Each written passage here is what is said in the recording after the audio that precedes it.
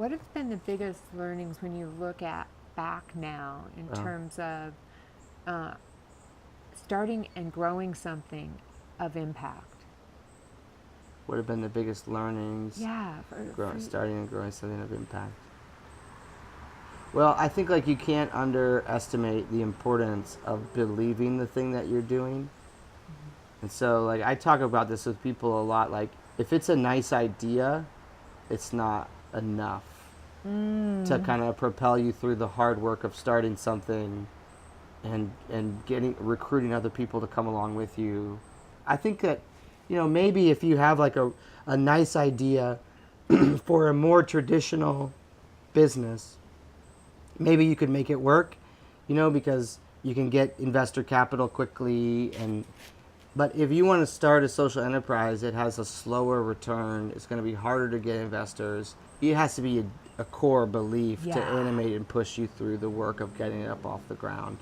And so that's has been the fun thing for me, is like to really be animated by this mission that no matter how much stuff you have, you'll like your life better if you live it with meaning, impact, and community. Say your credo again. I got to get it all the way in my psyche. Well, yeah, so the credo is like this longer statement of belief around meaning, impact, and community.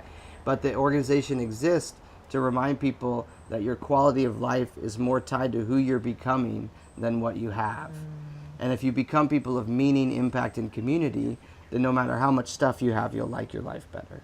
So a major learning is that it's got to really be synced up with your purpose, your why. Yeah, like personally, you got to really believe it. What else have you learned about social impact, or that would advise people or warn people about, right? Like, well, the other thing I think is that sometimes people that are running kind of these social businesses forget is like the competitive advantage that their mission gives them. And so they drop that on the ground. They feel like they're not allowed to play with that belief or mission, right? They forget that it is their value proposition. Yeah, and they feel like that's soft, or I can't bring that to the table in competitive business space, right? But I tell them, this is the most powerful thing that you have. This is your competitive advantage. No one else plays on this field. So when you go talk to investors, when you make sales pitches, you always start with this thing. I don't care how many times you feel like you've said it.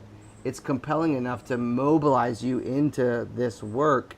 It will be compelling to the people sitting across from you. You cannot not say that. And so that's where, almost every conversation I have, I start it with, listen, your quality of life is more tied to who you're becoming than what you have. And you capture us, right? Because who's talking to us that way? Right. This is the power of social business from a business perspective, is all of a sudden it's connected to this deep kind of universal why that grabs people and asks or invites them into something more than a business transaction.